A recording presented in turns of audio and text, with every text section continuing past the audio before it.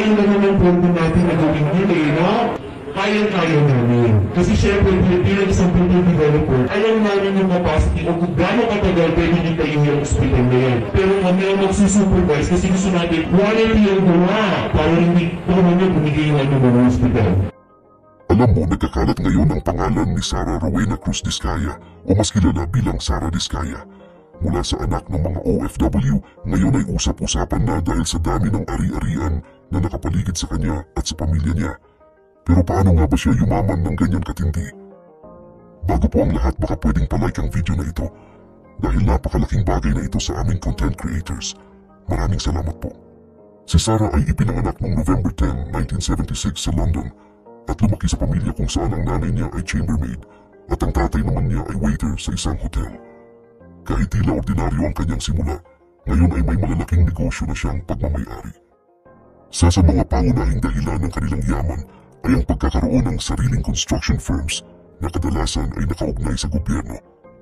Si Sara, kasama ang asawa niyang si Curly Diskaya, ang nasa likod ng St. Gerard Construction Corporation.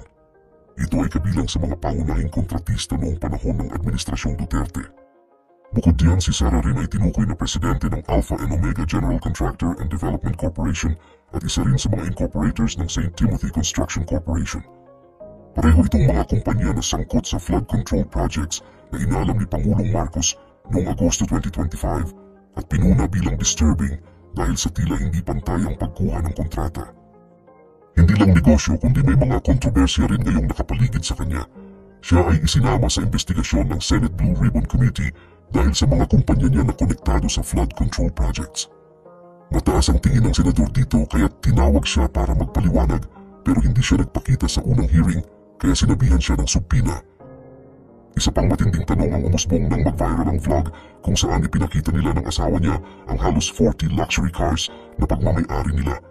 Dahil dito, inibestigahan ng Bureau of Customs kung tama ang deklarasyon ng buwis at duties.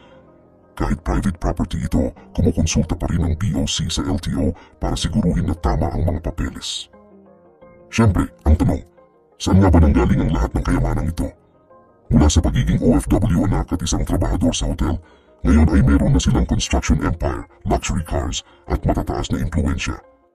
Pero may mga katanungan sa transparency ng kanilang negosyo at koneksyon sa gobyerno. Kaya nga, nakakahalina ang usapang from rags to riches, pero may kasamang hamon sa likod ng kayamanan. Kung babalikan natin, malaki talaga ang yaman na naipon ng pamilya Diskaya dahil sa kanilang mga negosyo sa construction. Pero hindi lang pera at proyekto ang usapan dito, kundi pati na rin ang mga kontrobersya na unti-unting lumabas habang lumalakas ang impluensya nila. Isa sa mga pinakamalaking kumpanya nila ay ang St. Gerard Construction o SGC. Sa mga pahayag nila, ang layunin ng SGC ay bumuo ng mga proyekto na may integridad, teknikal na kalidad at makakatulong daw sa lipunan. Maganda pakinggan, pero noong Enero 2020, nabigla ang marami ng ilabas ng Department of Public Works and Highways o DPWH ang isang order na nag-blacklist sa kumpanya. Ayon sa dokumento na pinirmahan ni dating DPWH Secretary Mark Villar, suspendido ng 1 taon ang SGC sa paglahok sa lahat ng government projects. Ang dahilan ay ilang paglabag na may kinalaman sa kontrata. Ito ay iniutos noon ni Senior Undersecretary Rafael Yabut. Ibig sabihin, hindi sila pwedeng tumanggap ng bagong proyekto mula sa gobyerno sa loob ng 1 taon. Para sa isang malaking construction firm, malaking dagok ito. Ngunit kahit na blacklist ang kumpanya, hindi natigil ang pangalan ni Sara. Mas nakilala pa siya lalo nang magsimula siyang sumubok pumasok sa politika. Noong nagdaang halalan, hinarap niya ang isang mabigat na kalaban, ang incumbent mayor ng Pasig na si Vico Soto. Dito mas naging mainit ang usapan tungkol sa kanya. Lumabas kasi ang issue ng kanyang British citizenship. Sabi ng mga kritiko, hindi siya dapat payagang tumakbo sa halalan dahil hawak niya ang pasaporte ng ibang bansa. Dito pumasok ang usapin ng Republic Act 9225 o Citizenship Retention and Reacquisition Act of 2003. Sa ilalim ng batas na ito, kapag naging naturalized citizen ang isang Pilipino sa ibang bansa, kailangan niyang i-renounce o bitawan ang foreign citizenship bago makatakbo sa public office dito sa Pilipinas. Pero ang kampo ni Sara, na pinangunahan ng kanyang abogado na si Edward Gallalogo, ay nagsabing hindi ito sakop ng kaso niya dahil ipinanganak daw siya sa London na parehong Pilipino ang magulang, kaya automatic siyang dual citizen mula sa birth, kaya't walang nilabag na batas. Dinagdag pa nila na may ruling ang Korte Suprema noong 2022 na nagsasabing exempted ang mga Pilipinong naging dual citizen by birth sa requirement na i-renounce ang foreign citizenship. Magkaiba ang dual citizenship by birth at naturalization. Ang dual citizen by birth ay nakukuha kung ipinanganak ka sa bansang nagbibigay ng citizenship base sa lugar ng kapanganakan o kaya kung isa o parehong magulang ay citizen. Samantalang ang naturalization naman ay proseso kung saan nagiging citizen ka ng ibang bansa matapos kang ipanganak. Kaya ayon sa kanyang kampo, malinaw na qualified si Sara na tumakbo. Habang tumitindi ang issue, nagkaroon pa ng palitan ng akusasyon si Sara at Mayor Vico.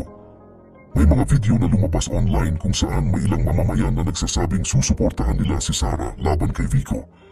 Pero ayon sa kampo ng alkalde, smear campaign ito na gumamit pa ng mga vulnerable citizens. Hindi rin nagpatinag si Mayor Vico at diretsahang sinabi na ang kumpanya ng pamilya Diskaya, ang St. Gerard Construction, ay iniimbestigahan dahil sa mga kaso ng pandaraya, misrepresentation, paggamit ng dummies, anomalya sa kontrata, at pati raw paggamit ng substandard na materyales. Mabigat ang mga paratang na ito at naging malaking dahilan para mas lalo pang pag-usapan ang kayamanan at negosyo ng kanilang pamilya.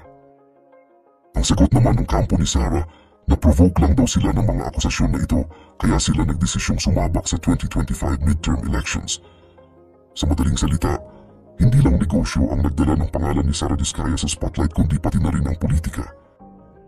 Matapos ang mainit na laban sa politika, mas lumaki pa ang mga isyong hinaharap ngayon ni Sara Diskaya at ng kanyang pamilya. Hindi lang basta politika o citizenship ang pinag-uusapan, kundi pati na rin ang mga proyekto ng gobyerno na may kinalaman sa bilyong pisong pondo. Kasama sa pinakamalaking kontrobersya ngayon ang mga flood control projects na hawak ng kanilang mga kumpanya. Ayon sa mga ulat, ilan sa mga proyektong ito ay hindi natapos sa tamang oras at may kalidad na kinuwestiyon. Dahil dito, mismong si Senator Jingo Estrada ay nananawagan na pangalanan ni Sara kung sino ang kanyang contact sa Department of Public Works and Highways o DPWH na tumulong para makuha ng kumpanya nila ang mga kontrata. Dagdag pa dito, sinabi ni Pangulong Ferdinand Marcos Jr. na ipapatawag niya ang St. Timothy Construction, isa sa mga kumpanyang konektado sa pamilya Diskaya, upang ipaliwanag kung bakit nananatiling hindi kumpleto at substandard ang isang flood control project sa Bulacan kahit mahigit 2 taon na ang nakalipas mula sa target na petsa ng pagtatapos. Malaking halaga ang nakataya rito dahil multi-billion peso project ito. Naging mas seryoso pa ang usapin ng sabihin ni Senator Estrada na hihilingin niya sa Senate Blue Ribbon Committee na maglabas ng warrant of arrest laban sa mga kontratista na patuloy na hindi dumadalo sa mga pagdinig ng Senado. Sinang-ayunan din ito ni Senate President Francis Escudero na nagsabing nilagdaan na niya ang mga subpina para pilitin ang mga contractors kabilang ang kumpanya ng Diskaya na humarap at sumagot sa mga tanong ng publiko. Habang patuloy ang usapin sa Senado, pumasok din sa eksena ang Bureau of Customs. Sinabi ng ahensya na titingnan nila ang mga imported luxury cars ng pamilya Diskaya dahil malinaw na konektado ang kanilang construction firms sa mga flood control projects. Sa isang panayam kay Commissioner Ariel Nepomuceno, sinabi niyang makakaasa ang publiko na gagawin nila ng tama ang kanilang trabaho para maimbestigahan ang yaman ng pamilya. Bumalik sa spotlight ang usaping ito dahil sa isang panayam ng mamamahayag na si Julius Babao kung saan ipinakita ni Sara at ng kanyang asawa na si Curly ang kanilang koleksyon ng halos 40 luxury cars. Sa panayam, ipinakita nila ang iba't ibang high-end brands tulad ng Cadillac, GMC Denali, Ford Bronco, Mercedes-Benz, Bentley at Porsche. Inamin nilang hindi naman nila nagagamit lahat ng sasakyan at ang ilan ay nakatabi lang sa isang bodega. Pero ipinaliwanag ni Sara na hindi ito basta display lang. Para sa kanya, ang pagkakaroon ng napakaraming mamahaling sasakyan ay isang paraan para ipakita sa kanilang mga kliyente at partners na may kakayahan silang magsagawa ng malalaking proyekto para bang simbolo ng financial capacity ng kanilang kumpanya. Ngunit kahit anong paliwanag, hindi pa rin natatapos ang mga tanong. Sa ilalim ng batas, maaaring magsagawa ang BOC ng inspection sa mga sasakyan kung may Letter of Authority o LOA. Pero kung nasa pribadong bahay ang mga ito, kailangan muna ng court order para makapasok at makapagsagawa ng mas malalim na investigasyon. Kung titingnan, ang mga sasakyang ito ay maaaring ituring na simbolo ng tagumpay ng pamilya Diskaya. Pero para sa ilan, ito rin ay malinaw na tanda ng sobrang yaman na dapat ipaliwanag kung saan talaga nanggagaling. sa pagiging anak ng mga OFW, ngayon ay konektado na sila sa mga bilyong pisong proyekto at koleksyon ng sasakyan na bihirang-bihira sa bansa. Sa puntong ito, malinaw na hindi lang simpleng kwento ng pag-angat ang kay Sara Diskaya. Isa na itong masalimuot na kombinasyon ng negosyo, politika at impluensya na patuloy na sinusuri ng gobyerno at ng taong bayan. Pero kayo, sa tingin niyo ba ang ganitong klase ng yaman ay bunga lang ng sipag at tiyaga? O may mas malalim pa na dahilan kung bakit mabilis silang nakaipon ng ganito kalaking kayamanan? I-share mo naman ang opinion mo sa ibaba at huwag kalimutang mag-like at subscribe para sa mas marami pang updates gaya nito.